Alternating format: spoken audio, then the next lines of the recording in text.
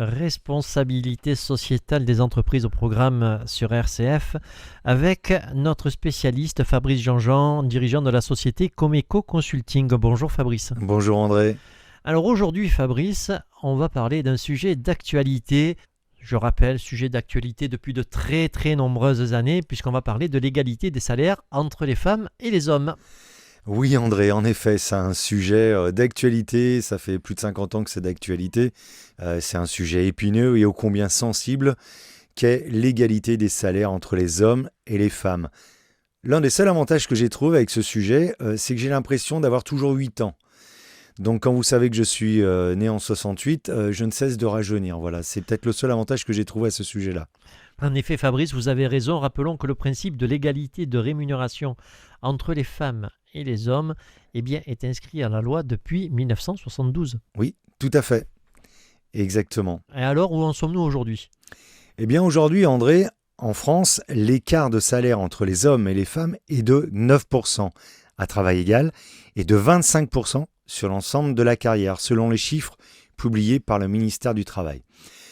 Rappelons la énième loi qui a été mise en place, c'est donc la loi numéro 2018-771 en date du 5 septembre 2018 et qui veut tenter de remédier à ces écarts de rémunération.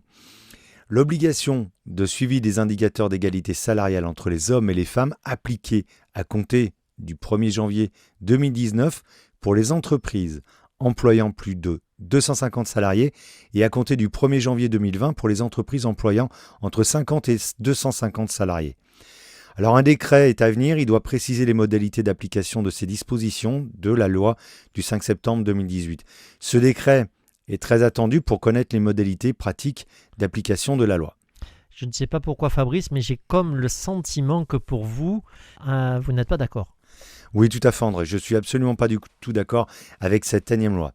Égalité salaire homme-femme, une énième loi pour rendre obligatoire ce qui devrait être tellement évident. Alors facile de dire comme ça lorsqu'on est un homme, là je suis entièrement d'accord.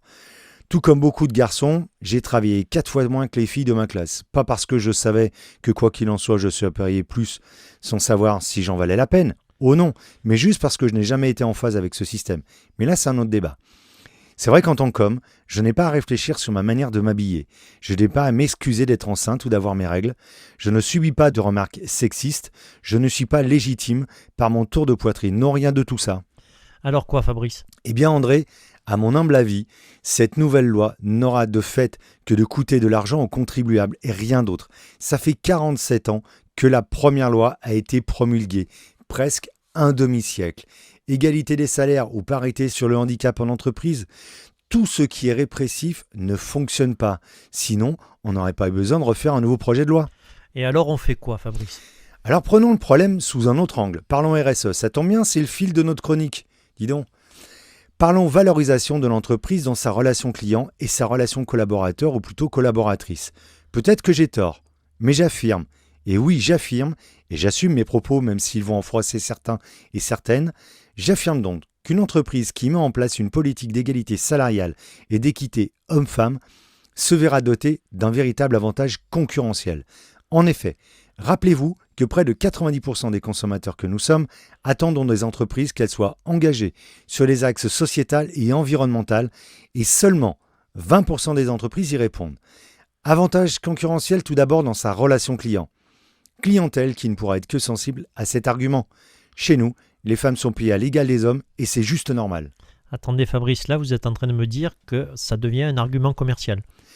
Tout à fait, oui André, je sais, ça va choquer, je reconnais que c'est triste à dire, mais puisque le répressif n'y fait rien, que de taper par le porte-monnaie du côté négatif ne fait pas trembler, eh bien faisons vibrer la corde sensible du chef d'entreprise. L'augmentation du nombre de clients, de son chiffre d'affaires et de sa marge. Autre avantage concurrentiel, garder ses meilleurs éléments et capter les nouveaux talents qui permettront à l'entreprise de se développer. Et enfin, l'énergie qui va animer son entreprise, la remise à plat de l'échelle des valeurs, une organisation et un fonctionnement beaucoup plus transversal. Certains égos masculins qui vont redescendre d'un cran, ce sera pas mal. Bon, pour d'autres, malheureusement, on ne peut plus rien y faire. Alors certes, ça ne résoudra pas tous les problèmes, mais imaginez l'impact de cette entreprise sur ses parties prenantes. On parle d'innovation sociale, technologique et environnementale. Parlons innovation pour l'égalité des salaires entre les hommes et les femmes et voyons ce que l'on peut faire pour que les choses bougent enfin, vraiment. Bon, le problème, c'est que je vais prendre un sacré coup de vieux. Ça, c'est vrai, Fabrice.